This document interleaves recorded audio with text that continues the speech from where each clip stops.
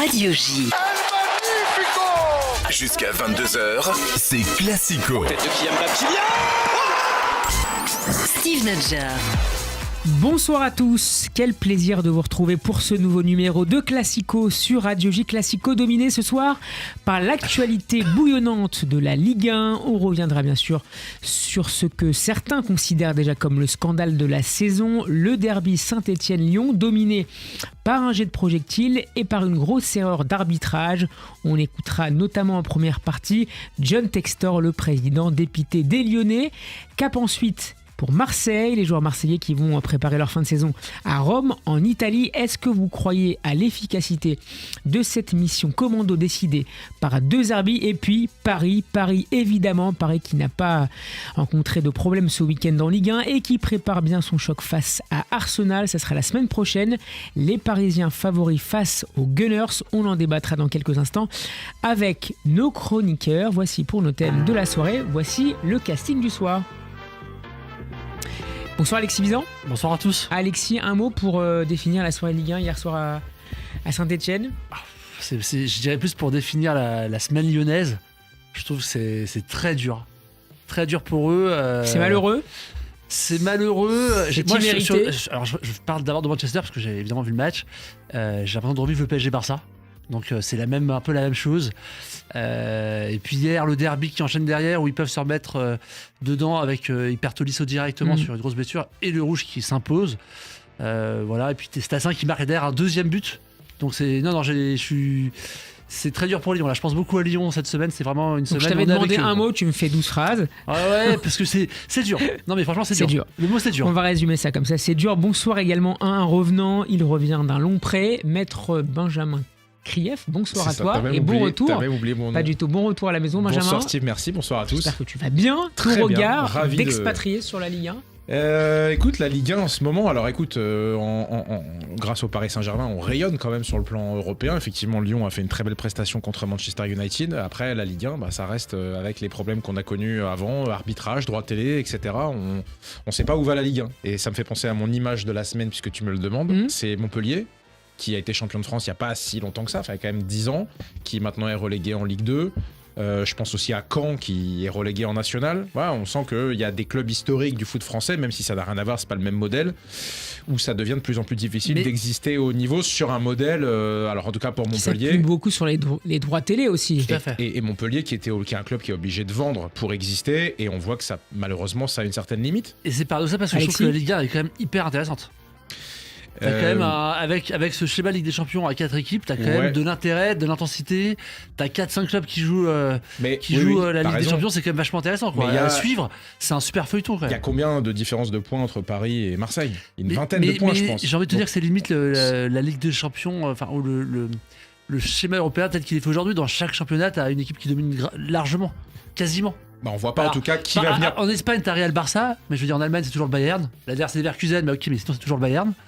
En Angleterre, c'était toujours City ou Liverpool. T'en as deux. Mais les suiveurs du Paris. Sur les 5 dernières années, c'est City 4 fois. Ça fait 10 ans, je pense, que Paris gagne le championnat. Non, il y a eu Monaco, il y a eu l'exception Monaco. Monaco. Le Bayern et Lille. Tu sais que le Bayern a plus gagné le championnat d'affilée que le Paris Saint-Germain. Alors, mais ceci dit, je ne veux pas dire que l'écart est pas là, mais je trouve que c'est un écart qui est au niveau européen. En fait, c'est le schéma de la Ligue des Champions. Même au niveau européen, je trouve que, alors, sauf Lille qui a fait une belle prestation en Ligue des Champions, on reste quand même un championnat malheureusement de seconde zone. Mis à part le Paris Saint-Germain qui explose. Lyon, malgré les bonnes prestations en Coupe d'Europe. Tu passes pas un certain niveau, tu passes pas un certain cap. Bien sûr. Et au niveau Ligue 1. Mais tu progresses. Et tu progresses, oui et non. Oui et non.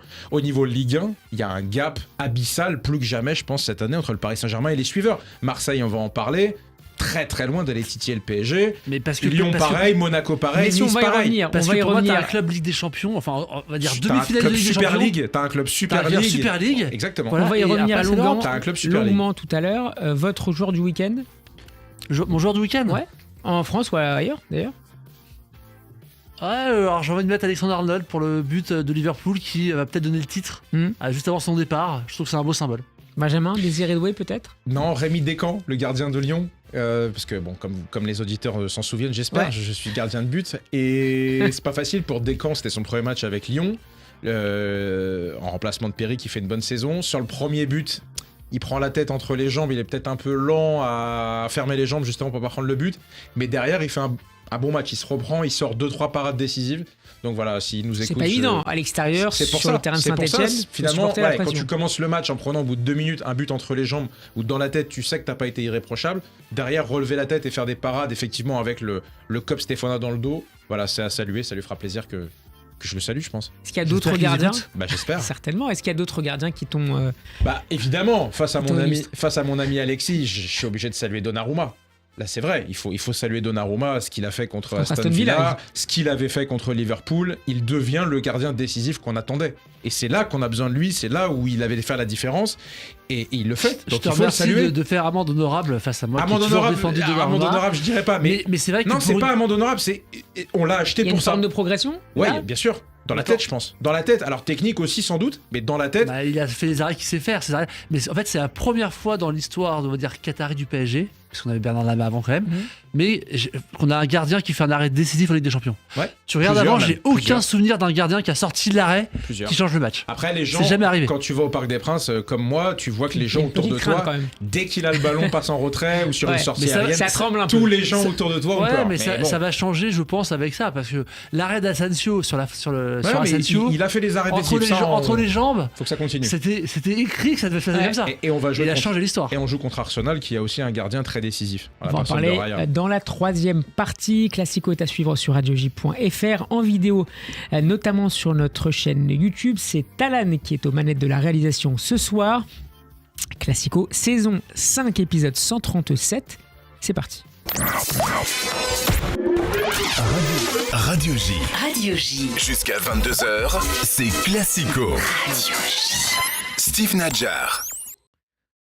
On démarre donc avec cette défaite des Lyonnais hier soir sur la pelouse de Saint-Etienne. Un match longuement interrompu après un jet de projectile contre l'arbitre assistant par un supporter, mais aussi par cette erreur d'arbitrage après une grosse faute sur Corentin Tolisso de Lucas Stassin. Stassin également buteur, c'est l'un des héros, peut-être le héros malgré lui en partie de cette soirée. Vos impressions générales, d'abord Alexis et Benjamin, sur le scénario de la soirée, une soirée qui a été longue pour les supporters.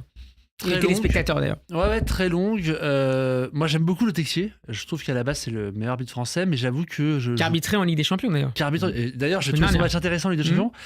Pareil pour moi, j'ai pas compris le. Je vois sur le match des champions, mais ça revient un peu après sur Saint-Etienne. Parce qu'il s'est pas trompé au final. Sa première décision était la bonne. Non, mais pour moi sur le Real Arsenal, le premier penalty pour Arsenal, je l'aurais pas sifflé parce qu'en fait il y a pas d'action de jeu. C'est-à-dire que le ballon est pas du tout là. Il y a faute indéniablement, mais sur un match de ce niveau-là où il y a pas de jeu possible pour l'attaquant, je l'aurais pas sifflé.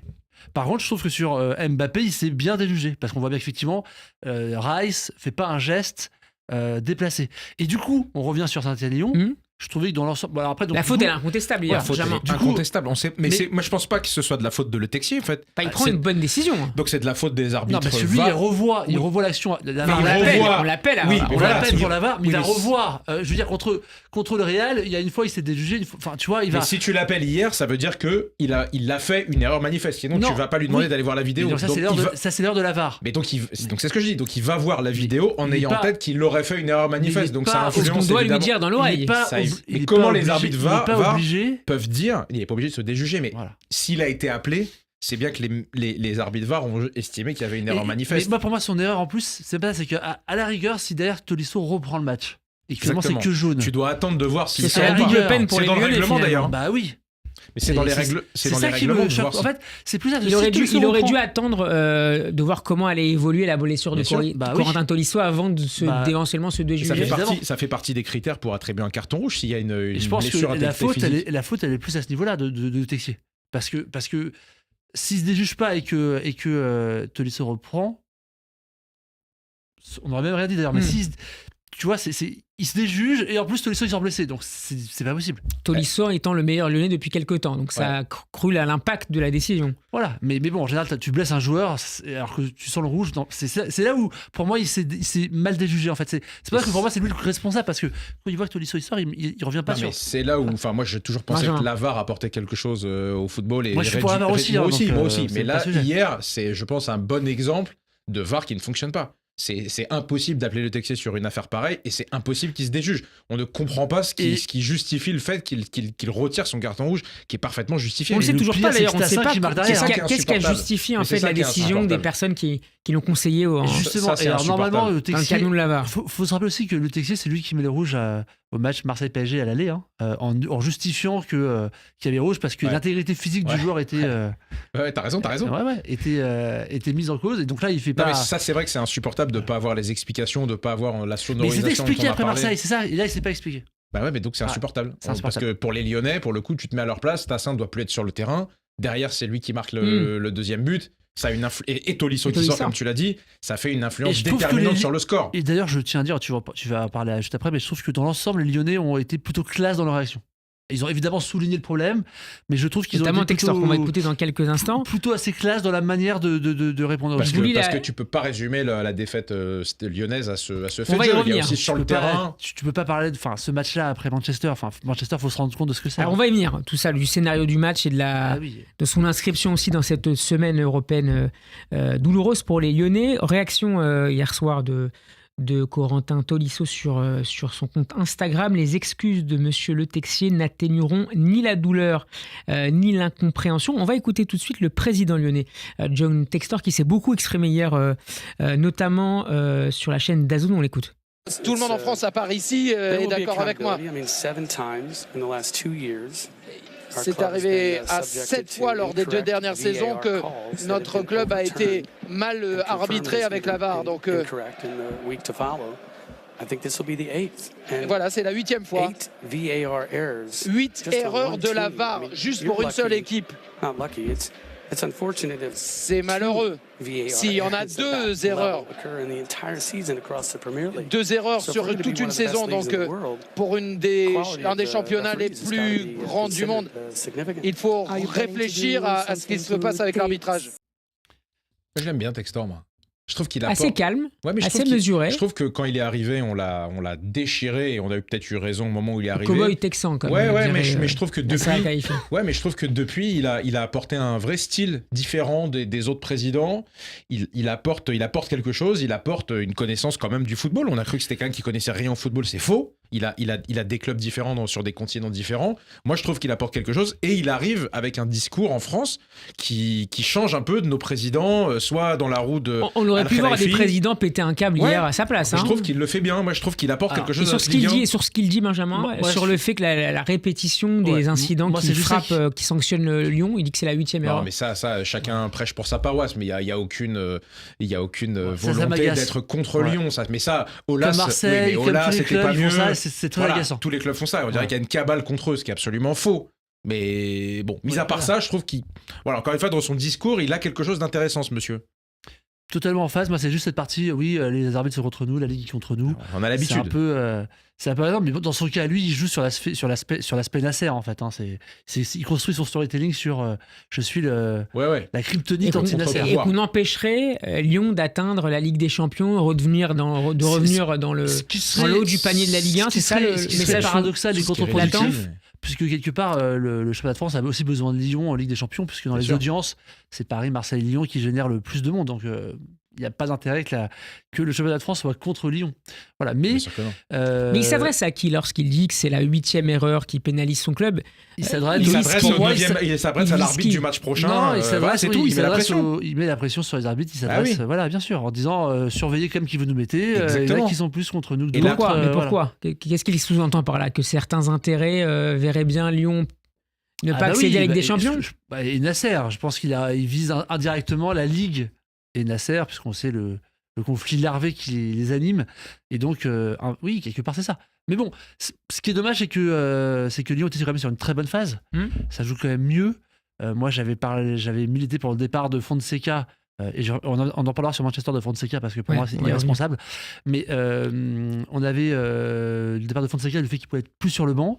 Malgré ça, ce qu'il dit Fonseca aussi d'ailleurs, c'est que ça a solidarisé l'équipe qui joue quand même plutôt bien. Ouais. Ils ont été quand même bons contre Manchester. Hier, pour moi, le match de hier est dur dans l'analyse par rapport à Lyon parce que tu reviens d'une claque contre Manchester. C'était Puis encore une fois, à 10, c'est pas le très même dur. scénario. Hein, si Stassin sort. Oui, et puis c'est pas ça, donc c'est très dur de juger Lyon sur ce match-là, et c'est pour ça que je le fais pas. C'est bien pour Saint-Etienne d'avoir gagné, ils avaient besoin. puisque On reste encore un peu, Alexis, sur l'incident d'hier, notamment cette expulsion sur laquelle est revenu Monsieur Le Texier. Est-ce que ces polémiques, Benjamin, affectent aussi l'image de notre Ligue 1, à la fois auprès des supporters locaux, français, mais aussi, mais aussi à l'international? Pas seulement l'arbitrage, il y a l'arrêt du match pendant ça, 3 quarts d'heure, suivi de ces polémiques derrière qui sont peut-être. On oubliera peut-être la semaine prochaine. Hein. Ça peut-être plus. Alors, c'est sûr que si tu vois déjà qu'on a du mal à vendre la Ligue 1 à l'étranger, sans doute que ça n'aide pas de voir ce genre d'image où un arbitre reçoit. D'ailleurs, on n'a pas vu l'image en France. Moi, je l'ai pas vu, l'image. Si, on l'a vu. L'image de la pièce qui tombe sur. D'accord, je l'ai pas vu. Bon, et la réaction d'un des responsables de l'arbitrage expliquant que l'arbitre a pu finalement prendre un Doliprane. Alors je pense qu'on a atteint le paroxysme du pathétique. C'est à ce moment-là où j'ai changé de chaîne, parce que là, il y a quand même une limite. Mais oui, bien sûr que oui. Le sens de la formule. Encore une fois, mais comment ils peuvent envoyer ce... Enfin, je connais pas ce monsieur d'ailleurs, mais ils ont trouvé que ce monsieur a envoyé pour s'exprimer. Il a pris un Doliprane. D'où l'efficacité du Doliprane qu'il ne faut pas sous-estimer. Ça, on sait, on adore, mais c'est quand même grotesque comme explication. Mais oui, pour notre Ligue 1, encore une fois, ça donne une image assez pathétique. On n'est pas les seuls à avoir des problèmes dans les stades de violence, etc. Mais oui, c'est toujours dingue de voir un abruti se dire qu'il va jeter une pièce sur l'arbitre assistant. Et après, toute la mécanique qui est mise en œuvre, moi je connais pas les processus dans ce cadre-là, mais ça paraît, je sais pas, ça paraît long, ça paraît incertain, 45 minutes. Et puis surtout minutes, en termes de médiatisation, on ne sait pas ce qui se passe. La séquence dure très très longtemps. Les clubs, les caméras n'ont pas la possibilité de suivre. Hier sur DAZN, le joueur qui était en plateau, son nom m'échappe. Non, en plateau justement. Sur l'émission DAZN d'après, son nom va me revenir, et il expliquait que Rémi Vercoutre, et il expliquait que même dans le vestiaire à ce moment-là, tu n'as pas d'explication. Lui qui en a vécu plusieurs sur le banc en tant que joueur et en tant que staff, dans le vestiaire, tu n'as pas d'explication non plus. Tu attends, tu restes chaud, tu essayes de maintenir les joueurs. Ça paraît dingo. Mais ceci dit, moi, cellule de crise. Pourquoi faire réfléchir à quoi? Paradoxalement, le fait que l'arbitre de touche, parce que je crois que c'est lui qui a dit qu'il était prêt à reprendre le match, et que du coup ça reprend quand ça soit. Moi je trouve ça c'était sa décision, quoi. Donc l'arbitre aurait pu dire j'arrête le match. Non, mais il y a une notion, on ne connaît pas par ailleurs les intérêts qui ont été mis en avant si pour que la rencontre reprenne. Mais tu peux pas pas que faire peser la décision sur l'arbitre. C'est pas que l'arbitre qui doit s'exprimer, savoir s'il est prêt ou pas. Un cadre qui dit c'est terminé. Exactement, t'as l'ordre public, et là dans la cellule de crise, je sais pas qui y a, mais j'espère qu'il y a les préfets, il y a les représentants de l'État. Il y a eu c'était le cas lors du match Nice l'année dernière. Mais il y a une infraction qui a été constituée, tu dois aller identifier cette personne, arrêter le match. Il était interpellé d'ailleurs. Point final. Et ça doit servir de leçon quand même, de leçon un peu collective. Alors, on a déjà eu ce débat ici, sanctions individuelles, sanctions collectives. Mais oui, si quelqu'un fait ça, c'est inacceptable et le match s'arrête. Point final. C'est ce qui se passe dans le stade. Sur le plan télévisuel, est-ce que vous avez apprécié la manière dont tout cela a été relaté, suivi? Alors on a certains se sont plaints, il fallait tenir. Et c'est vrai que la Ligue 1 et les clubs ne permettent pas pour l'instant de suivre d'un peu plus près ce qui se passe, d'un peu plus près que ce que pourraient suivre les supporters dans le stade. Il y a tellement de reproches à faire sur DAZN, c'est difficile de leur... Et t'as raison, non mais ça c'est la seule chose qu'on peut pas leur enlever à DAZN. Enfin, franchement, on l'a dit ici plusieurs fois, le sens éditorial est absolument zéro. Même si ça s'est un peu amélioré quand même. Un peu amélioré avec l'émission après dont je te parle justement avec Rémi Vercoutre, bon si on veut, mais ça reste quand même très... Et le dimanche soir, c'est globalement plutôt bien. Mais ça reste quand même très faible. Tu regardes les matchs du week-end hors dimanche soir. Non, mais parce que là pour le coup, il y a un seul journaliste. Le match du samedi à 17h, il y a un journaliste stagiaire. À la mi-temps, il y a rien, il y a zéro. Il n'essaye même pas de faire le moindre reportage ralenti. C'est catastrophique. Sincèrement, moi je paye, je sais pas combien d'ailleurs, j'étais dans les premiers abonnés, 29 €, je pense. Mais c'est juste un scandale. En revanche, quand DAZN t'explique qu'ils veulent pas payer la dernière ou l'avant-dernière tranche, ils ont raison d'expliquer que si les clubs jouent pas le jeu, ils peuvent pas faire et ça, ils ont raison. C'est insupportable. Comment les clubs peuvent ne pas laisser accès aux diffuseurs et ensuite se plaindre que personne ne veut payer les droits de la Ligue 1? Ça n'a aucun sens. Non? Je suis totalement pour ton retour, il est assez d'accord. Je t'ai connu plus combatif, Alexis, excuse-moi. Le sujet de droit télé, pour moi, c'est hyper intéressant. On peut être aligné là-dessus, bien sûr. Et non, mais il y a une erreur de DAZN, il y a une erreur de la Ligue au départ.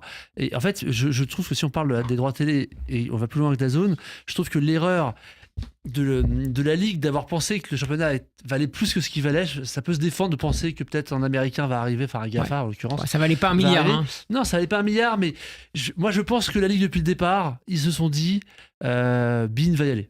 Moi je pense que Vincent Labrune depuis le départ, il se dit je suis avec Nasser, ils vont pas laisser tomber la Ligue 1 et Bein va y aller. Sauf que comme maintenant le PSG est un club Super League, comme disait Benjamin au départ, eh ben Nasser, en fait, il a moins d'intérêt. Donc moi, je trouve qu'évidemment, j'apprécie Nasser en tant que président du PSG, mais je trouve qu'il a évidemment une part très importante des problématiques Oui, mais après, du droit télé dans la Ligue. il considère, quand je dis il, c'est les Qataris de manière générale, ils considèrent avoir déjà beaucoup fait pour la Ligue 1 Oui, mais en termes de locomotive, attends, etc. c'est Et pas- donc, ils veulent pas mettre eux c'est pas les beaucoup parce 800 que ou 900 millions qu'attendent Vincent Labrune. On peut les comprendre. quand ils arrivent et qu'ils mettent l'argent dans la Ligue 1, Dans le en PSG, fait, ils sortent Canal. Non, ils mettent sur la Ligue 1, ils ont la Ligue 1 au départ. avec Ils Bein, sortent Canal avec. Voilà. Oui, mais là, je parle de Bein. Donc, ils sortent Canal plus ou moins, ou en tout cas, ils rivalisent avec Canal, et ils mettent fin, en fait, à l'écosystème tel qu'il était fait. Et donc, du coup, ils mettent un coup de pied dans la fourmilière et ça casse tout le schéma. Avec la Ligue, c'est pas Bein qui a fait ça tout seul. Hein. Mais parce que la Ligue s'est dit c'est bon le Qatar et puis notre Ouais, Ligue 1, mais oui, mais les clubs ont cru que. Donc il y a une erreur de la Ligue au départ évidemment, mais même nous qui sommes fans de foot et qui suivons le foot, on pouvait penser que ça valait plus que ça. Sauf qu'on se rend compte que le football hors chaîne Canal, mais on parle de Canal parce qu'en France c'est Canal, c'est Sky en Angleterre. Je veux dire hors contexte Canal, hors contexte d'une chaîne un peu globale qui présente du foot, le foot tout seul, la Ligue 1 tout seul, ça paye pas. En tout cas dans le schéma Et on actuel. parle d'ailleurs pour Mais de l'année toute façon, prochaine mais d'un c'est nouveau sûr, format mais avec c'est une certain. chaîne Ligue 1 Ce qui qui, pour serait moi, adossée c'est à certain. De toute à façon, Max c'est Pour fini. moi, ce serait une erreur aussi d'ailleurs, mais faut pas oublier que Mais nous, c'est fini. faut pas oublier que nous, quand on était jeunes, la Ligue 1 était déjà sur Canal+, division à l'époque, mais la Ligue des Champions était sur TF1. Aujourd'hui, C'était gratuit. les jeunes générations, elles ne peuvent plus suivre le foot. Mais ils ne Donc, veulent plus suivre le fa- foot. mais Non, mais parce c'est pas que- pareil. Les non, jeunes ils générations, veulent ils veulent pas suivre le foot comme toi et moi, regarder tous les matchs, Mais parce qu'il y 90 a minutes, plus, enchaîner les il y a matchs. plus de moyens. Donc entre temps, il y a eu d'autres mais loisirs qui supports sont- aussi, qui il y a sont d'autres mis. supports aussi Voilà, d'accès. il faut accepter qu'il y a d'autres Oui, mais ils supports. ont plus les moyens de voir. Mais Nous, non, à mais- l'époque, on pouvait voir en Mais direct. il y avait moins de gratuit. matchs. Mais ils ont pas envie non plus. Ils ont Mais- pas envie de passer comme nous Mais avant ils les ont week-ends pas devant la envie télé. parce qu'ils ont dû changer de truc. S'il y Non, avait je suis eu pas d'accord. moi, je pense Aujourd'hui, qu'il y ils avait veulent encore- regarder des highlights sur le téléphone. C'est ça qu'ils veulent. Ils veulent voir des dribbles, ils veulent voir des buts. Ils veulent pas se taper tout le match de la première à la 90e minute, Mais de toute façon- le mardi, le mercredi, le jeudi, et ensuite t'enchaînes avec le Messieurs, week-end. C'est pas eux qui pour payent. terminer, C'est pas un jeune qui paye. messieurs, pour terminer sur C'est les parents. Lyon, est-ce qu'il y a un effet, on en a un peu parlé tout à l'heure avec toi Alexis, est-ce qu'il y a un effet, selon vous aussi, sur la performance des Lyonnais hier soir, est-ce qu'il y a un effet élimination contre Manchester? Est-ce qu'il y a un- Ah bah moi pas. Ouais, bien sûr. ça a pesé complètement. sur les esprits? Compression. D'ailleurs, c'est très paradoxal parce que PSG Barcelone, qu'est-ce qu'on a mis sur le PSG après la défaite, sur l'entraîneur, sur le mental, etc. Ah, là, contre Lyon, il n'y a pas tout ça. Je suis très surpris. Bon, on s'est focalisé sur les On s'est polémiques focalisé d'hier. sur. Non, on s'est focalisé sur. Ah bah ça arrive parfois, c'est la folie d'un match, c'est la folie d'un stade. Attends, il y a eu des erreurs énormes, je trouve. Le schéma de Fonseca au départ, c'est de dire on va patienter, on va tenir un peu jusqu'au bout, et après je mets les dynamiteurs, Fofana, etc. Et ça marche. Même à 10, ça marche. Et là, qu'est-ce qu'il fait? Il fait rentrer. D'ailleurs, Khalil Taka. alors, je m'attendais pas à ce qu'ils perdent. Je me suis dit, au pire, il va finir en penalty. Mais je discutais avec des amis de la Gazette en même temps. Et ils me disaient, ah, tu vois que Manchester peut le faire quand même. Ils peuvent égaliser à 4-4. Et c'est vrai qu'il sort. Il met Khalil C'est dans Tachar, l'ADN de il Manchester. met- hein. C'est dans l'ADN de Manchester, mais pas ce Manchester-là qui Ouais, est quand même c'est catastrophique. Mais, Celui de Ole Gunnar Solskjaer, il y mais a en longtemps. fait, Fonseca, il ne fait rentrer que des défenseurs. Il n'y a plus un mec qui tient la balle à Lyon. Donc, déjà, en plus de ce côté un peu folie qui peut arriver, il s'est pas aidé, quoi. Je trouve que les changements dans les sont Benjamin, dramatiques. pour terminer C'est en sur ça que je ça, te dis, à sur mon avis, l'effet que l'OL Fonseca ouais, aussi. mais c'est aussi que l'OL, à mon avis, a atteint son plafond de verre. Il faut quand même se rappeler aussi d'où vient l'OL depuis quelques années. On a quand même un OL qui était au bord de la ligne. Bon, mais là, 2. ils avaient l'occasion d'aller Voilà, non, chercher mais- une Coupe Oui, d'Europe. oui, mais ça, finale, ils étaient en sur-régime. Il faut croire que ils ont atteint leur plafond de verre, quart de finale de Ligue Mais je pense Europa, pas c'est qu'ils déjà sont très sur bien. régime en plus. Bah, la À preuve, l'aller, Il y je avait l'ai de la place, trouvé hein. meilleur Contre que Lyon. Manchester, il y avait de la place. Tu perds contre un Manchester qui n'a plus rien à voir avec le Manchester United qu'on a Mais- connu mais attends, d'antan. Et attends, Donc, d'ailleurs, pareil. là, non, mais voilà, pareil, d'ailleurs, malheureusement, j'ai parlé de tu Lyon. dois on va passer. pas- J'ai parlé de Lyon, on va pas, mais pareil. Pour moi, il y a évidemment une faute de Maguire à la fin. C'est-à-dire que c'est quand même contre Paris. Pareil contre Barcelone, c'est la même chose. Maguire. Hein. Le penalty sur Luis Suarez de Marquinhos, tout ça. Là, la faute. Arrête le de gardien, déterrer il est- ah, moi, arrête j'étais- de On déterrer a des les- vidéos, on a Ah, des moi- scènes, moi, on arrête a de des souvenirs, on a des déterrer souvenirs. Moi, franchement, ça m'a fait mal pour les Lyonnais. Je suis parisien, j'étais vraiment comme. J'ai vécu un autre PSG Barça. Hein. Messieurs, on enchaîne, c'est l'heure du rétro quiz. Et nous allons encore une fois rajeunir comme chaque semaine. Nous sommes cette fois en octobre 2011. Nous avons donc beaucoup moins d'années, hein, je ne calcule pas. Par respect pour nos éditeurs, 8e de finale de Coupe de la Ligue au stade Geoffroy Guichard, victoire 2-1 Je pense vraiment qu'on des s'en souvient de ce match. Lyonnais. Alors je vais vous aider. Il y a des Jérémy joueurs Janot qui dans sont, les buts. voilà, il y a des joueurs qui sont un peu difficiles à trouver. Grégory. On commence avec nos amis stéphanois. Jérémy Janot. Benjamin. Jérémy Janot. Malheureusement, c'est non. Merde. Ah ouais. En 2011. Grégory Coupé. Non, pas coupé en 2011. C'est faux.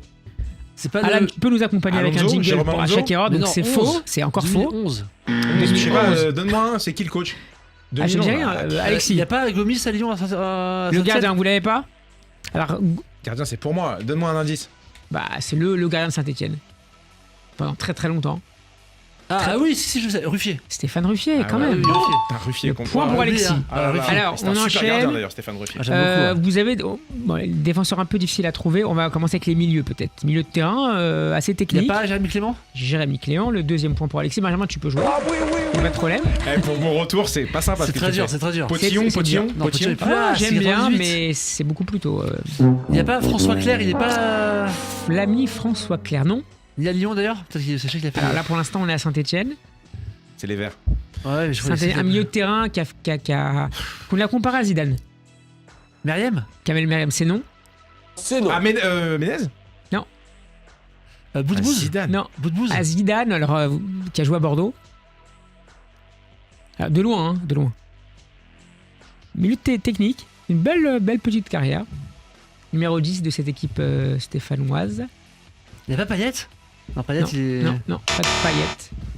C'est très très dur, t'es au courant Non, c'est là, très je voulais- dur. alors je passe aux attaquants. Je vous laisse réfléchir sur les milieux de terrain. Les attaquants, un attaquant qui a. Alex, Aloisio, t'es là, non Non, c'est avant il est- ça. C'était. Ça il est ça pas- devait de être nom, pour- alors, Alors on est Feng sur Dono. on est sur un attaquant qui a Il y a connu Fred une belle carrière à Non, il y a Saint-Etienne pas- avant de s'envoler à l'étranger. Il n'y a pas un Brésilien. le Très belle Brésilien, carrière à l'étranger. Si, le Brésilien qui m'a retourné contre Paris. Il n'est pas là, lui Alan. Comment il s'appelle lui Concentrez-vous sur ce joueur africain, grande carrière à l'international, mais qui s'est, on va dire d'une certaine manière, révélé à Saint-Etienne après un début de carrière un petit peu, on va dire excentrique, en tout cas singulier.